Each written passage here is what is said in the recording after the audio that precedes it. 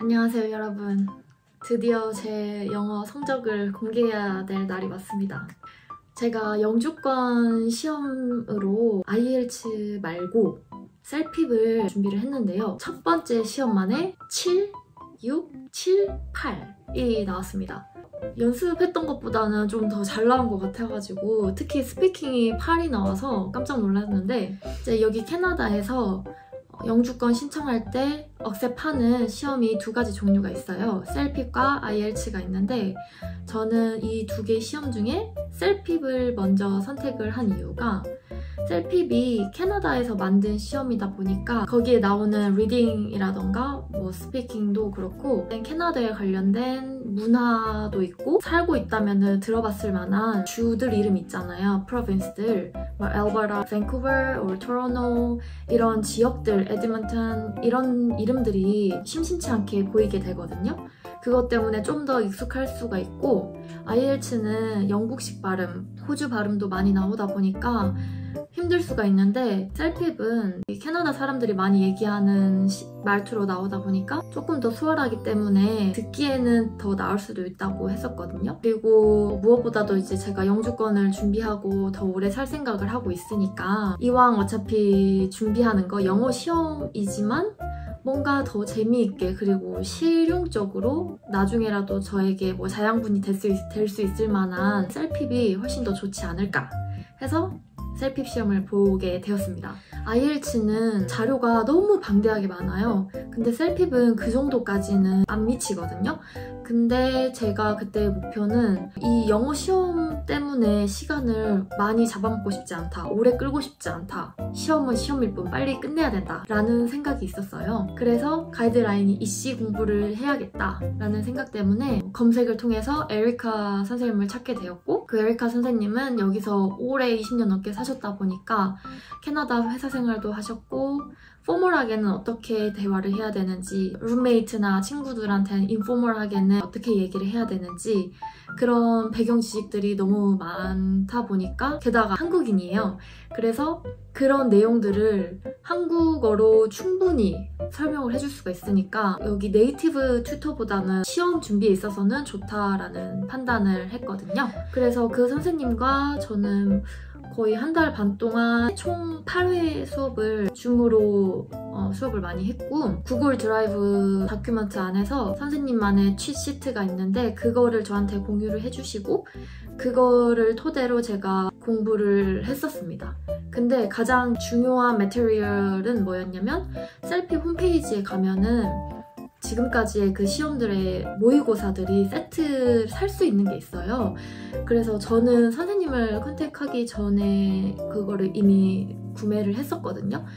그 각각의 세트 1, 2, 3, 4 있는데 그 each 세트마다 there are two different tests which is test 1 and test 2 이렇게 있어서 총 16회 시험을 모의고사로 풀어볼 수가 있는 거죠. listening, reading, writing, speaking 각각 파트마다 뭐 취시트라던가 이런 익스프레션들은 좀 써줘야 된다 뭐 이런 팁들을 받아서 공부를 했습니다. 아무래도 뭔가 이 선생님이 이제 저랑 수업을 하고 나서 느꼈던 거는 제 생각과 많이 다를 수도 있으니까 인터뷰를 해달라고 부탁을 했거든요.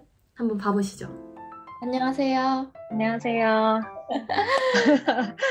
제가 간단하게 뭐 질문을 하나 드릴 건데 일단은 제가 수업하기 전에 선생님이 봤었을 때 영어 실력이 어떤 것 같았는지 그리고 준비 기간은 얼마나 걸릴 것 같았는지 예상하는 게 있었는지 궁금합니다. 네.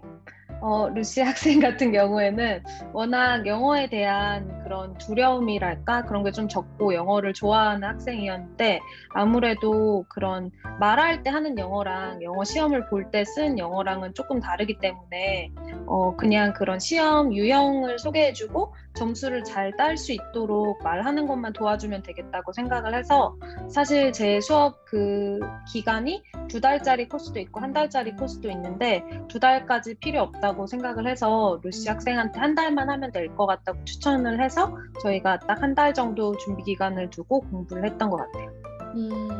이제 개인 공부 시간에 좀 충실히 했다 보니까 되게 그 수업했던 거랑 개인 공부 시간이랑 그런 이해도랑 다 맞닥뜨려져서 점수가 진짜 잘 나와서 저도 굉장히 좋고 정말 축하해요. 예. 두 번째로는 이제 수업하는 과정 내에서 학생이 어떻게 좀 수업을 따라오고 있는 것 같아 보였는지. 루시 학생 같은 경우는 되게 좋았던 게 사실 일주일에 제가 2번을 수업을 하는데 2번 수업하는 거 갖고는 그 수업 시간에 확 는다기보다는 수업하는 시간에는 이제 할 수 있는 가이드만 잡아주고 수업 시간 이외의 시간에 개인 공부 시간이 중요한데 루시 학생은 이렇게 궁금증이 많아서 한 가지를 알려줘도 이렇게 응용하는 거에 대해서 이렇게 굉장히 궁금해하고 더 많이 배울 수 있었고, 그리고 수업 시간 이외에 숙제도 굉장히 꼼꼼히 하고, 그리고 본인이 개인 시간에 공부를 꾸준히 열심히 했기 때문에 수업에서 가이드를 줬던 게 더 이렇게 큰 효과가 났던 것 같아요. 어느 정도 개인 공부했던 것 같아요, 시간은? 풀세트로는 솔직히 시험 전에 한 번도 못했어요. 근데 최대한 그냥 뭐 하는 일들도 있고 바쁘니까 짬내서 최소한 뭐 하루에 한두 시간씩은 하려고? 그러면 갑부 질문. 영어 이렇게 튜터를 받았을 때 리스닝, 리딩, 라이팅, 스피킹 중에 가장 도움이 됐던 섹션이 어떤 섹션이었던 것 같아요? 일단 그 쌤이 준비해주신 취시트들은 다 도움이 됐고요. 왜냐면은 뭐 포멀하게 인포멀하게 그런 거에 대한 제가 배운 게 없었으니까 인트로랑 아우트로를 어떻게 짜야 되는지 이거는 가장 도움이 많이 됐었고, 파트만 봤었을 때는 저는 라이팅이 도움이 진짜 많이 됐던 것 같아요. 제가 쓰면서도 구어체로도 막 나올 수도 있고 뭐 단어들도 누가 알려주지 않으면은 코렉트가 안 되는데, 근데 선생님이 이제 그 부분 피드백은 라이팅은 확실히 잘 해주셔가지고 그거는 정말 필요했던 것 같아요. 이제 각각 리스닝, 리딩, 라이팅, 스피킹 파트별로 어떻게 공부했는지 조금만 자세하게 설명을 드려보자면, 일단 베이스는 다 저는 웹사이트에 모의고사로 했고요. 리스닝은 그냥 많이 들었던 것 같은데, 이거는 연습을 많이 하다 보면은 그 흐름이 보이니까 많이 풀어보는 게 답인 것 같아요. 그리고 안 들리는 부분이 있으면은 그거 스크립트 켜가지고 소리랑 같이 들어보면서 모르는 소리가 이거였기 때문에 이 소리는 원어민이 이렇게 하는구나, 그런 식으로 다시 전체 스크립트를 보고 나중에는 이제 없이 한번 다시 들어보고 이런 식으로만 했었고, 리딩은 리딩 안에서도 파트 1, 파트 2, 파트 3 뭐 이렇게 있는데 파트 마지막 갈수록 진짜 너무 어려워져요. 와, 그냥 지문 내용 자체를 이해하기도 힘든데 문제에서도 패러프레이징을 너무 많이 해놔가지고 단어 자체를 제가 지금 생전 보지도 못한 그런 단어들이 나오거든요. 그래서 가장 마지막 파트는 그래, 노력은 하는데 여기서 점수를 내는 것은 기대하지 말자 하고 앞부분에서 최대한 실수를 없게끔 하려고 노력을 했고, 모르는 단어 같은 거 있으면은 저는 한번 보여드릴게요. 한글말로보다는 영어로 좀 뜻을 쓰려고 했고, 이 단어를 활용해서 예시를 어떻게 적었는지 단어 공부는 이렇게 했었고, 라이팅은 태스크가 2개예요. 생각보다 조금 금방 끝날 수 있다고 생각을 하는데, 이것도 에리카 선생님이 알려주신 취 시트가 있고 거기에 이제 인트로랑 아우트로 이렇게가 좀 정해져 있으니까 그거를 바탕으로 제가 메인 아이디어만 좀 창작해서 쓰면 되거든요. 저는 이제 그 선생님이 알려주신 인트로 아우트로에서 제가 편한 방법으로 조금씩 변형을 했어요. 셀픽 가르쳐주는 캐네디언 유튜버 선생님들도 제가 봤던 분들 한 2명 정도 되거든요. 그분들 영상 보고 제가 지금 가지고 있던 그 취시트에서 써먹어보고 싶다 하는 거 있으면은 제가 그런 식으로 좀 변형을 해서 라이팅은 했었고, 수업 회차 자체가 저는 8회 했었으니까 시간이 그렇게 많진 않았던 거예요. 그래서 최대한 그 수업 시간 전에 저는 제가 가지고 있던 모의고사들이 있으니까 그것들 라이팅 많이 태스크 혼자서 시간 날 때마다 구글 드라이브에 공유에 써놓고 수업 시간 되면은 선생님이 이제 그거 싹 보시고 어떤 표현은 이렇게 바꿨으면 좋겠다, 이거는 너무 too casual하다, 그런 것들, 뭐 단어는 상위 단어 이런 단어 적으면 좋겠다, 그런 거를 다 피드백을 수업 시간에 그렇게 주셨습니다. 스피킹도 은근 많이 태스크 1, 2, 3, 4, 8까지 있나 하는데 그거를 모의고사를 끝까지 많이 풀어보면 볼수록 감이 잡힐 거예요. 그래서 저도 이제 에리카 선생님 앞에서 스피킹 연습도 계속 해보고 선생님이 또 피드백 주시고 이런 식으로 했습니다.